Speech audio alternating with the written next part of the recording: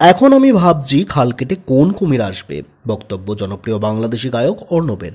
বাংলাদেশে হাসিনা সরকারের পতন হয়েছে, দেশ ছেড়েছেন হাসিনা নিজেই। হাসিনা সরকারের ক্ষমতাচ্যুত হওয়ার পর থেকেই আক্রান্ত হাসিনা ঘনিষ্ঠরা। শুধু যে হাসিনা ঘনিষ্ঠরাই যে আক্রান্ত হচ্ছে তেমনটা কিন্তু শুধু নয়, আক্রান্ত হচ্ছে বহু সংখ্যালঘু মানুষেরাও।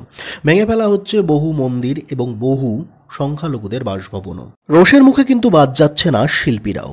বাংলাদেশে জলের গান নামক এক ব্যান্ডের শিল্পী রাহুল আনন্দ, যার বাড়ি ১৪০ বছরের পুরনো ছিল, যার বাড়িতে রীতিমতো ফ্রান্সের প্রেসিডেন্ট বা তৎকালীন প্রেসিডেন্ট এমানুয়েল ম্যাক্রনও ভিজিট করেছিলেন বা গিয়েছিলেন, সেই বাড়িতে চলল হামলা, বাড়িতে চলল অবাধে লুটপাট।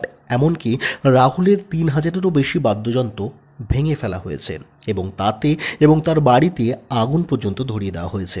রাহুলের বাড়িতে যখন এই অগ্নিসংযোগ বা ভাঙচুরের ঘটনা চলছিল, তখনই কিন্তু শিরোনামহীন নামক এক ব্যান্ডের শিল্পী ইনফিতার দানিয়েল কিন্তু তার সামাজিক মাধ্যমে পোস্ট দিয়ে ব্যাপারটি সর্বসম্মুখে আনেন।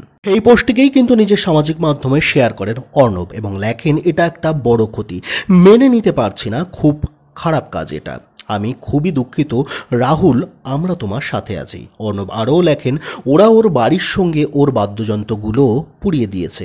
আমি সত্যি এখন ভাবতে শুরু করেছি খাল কেটে কোন কুমির আসবে। আপনাদের জানিয়ে রাখি, বাংলাদেশের পাশাপাশি এপার বাংলাতেও কিন্তু অর্ণব অত্যন্ত জনপ্রিয় একজন গায়ক। সে যে বসে আছে একা একা গানটির মাধ্যমে জনপ্রিয়তা অর্জন করেন অর্ণব। এর পাশাপাশি কিন্তু তার হোক কলরব এবং ডুব গানটিও কিন্তু যথেষ্ট জনপ্রিয় এপার বাংলাতেও। অর্ণবের গাওয়া হোক কলরব গানটি কিন্তু একটা সময় যাদবপুরের ছাত্র আন্দোলনের মূল গীতি হয়ে উঠেছিল। আজ সেই অর্ণবের কিনা নিজের দেশেই ছাত্র আন্দোলনের পরবর্তী পরিস্থিতিতে স্বয়ং অর্ণবই উদ্বিগ্ন। এই প্রতিবেদনটি সম্পূর্ণভাবে সংগৃহীত হয়েছে এক জনপ্রিয় বাংলার সংবাদ মাধ্যম থেকে।